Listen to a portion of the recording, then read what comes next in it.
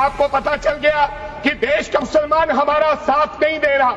हमने हथकंडे अपना लिए, हमने आरएसएस की नीति अपना ली, हमने डंडा अपना लिया, दंगे हो गए, लेकिन मुसलमान हमारे साथ आने के लिए तैयार नहीं है।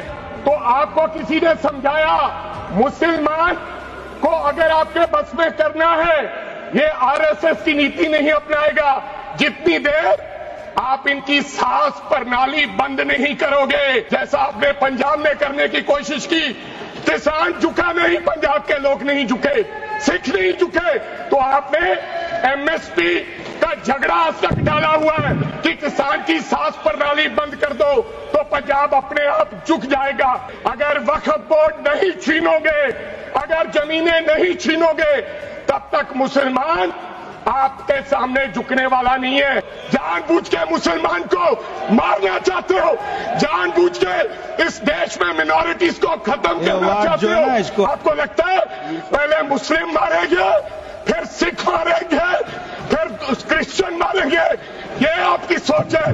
मैं सरदार हूं और ऐसी कई उदाहरणें हैं पंजाब के अंदर। अगर किसी मुस्लिम के पास कब्रिस्तान नहीं था तो सरदारों ने अपनी जमीन देके कब्रिस्तान बनाए। ये कौन सा अधिकार है कि मैं किसी को चीज दान देना चाहता हूं?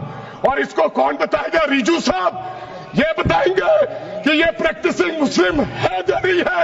आज गृह मंत्री साहब ने कहा गवर्नमेंट प्रॉपर्टी पर किसी का अधिकार नहीं है, पंचायत की जमीन कोई दान नहीं दे सकता है। मैं आपको इसके पीछे लोचा क्या है, इसके पीछे छुपा हुआ राज क्या है।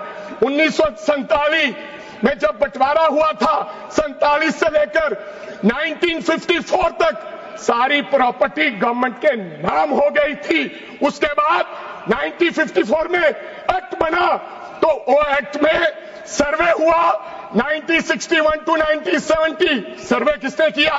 कलेक्टर ने। अगर पंजाब की, हरियाणा की, हिमाचल की बात करूं तो डिविजनल कमिश्नर अंबाला बैठते थे, उन्होंने सर्वे किया, तहसीलदारों ने सर्वे किया, तो वक्फ बोर्ड को ये जमीन देने का काम किया।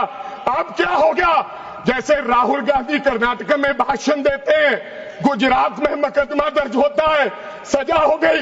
गवर्नमेंट की प्रॉपर्टी तो 1947 और 1954 में तो सारी प्रॉपर्टीज गवर्नमेंट की थी।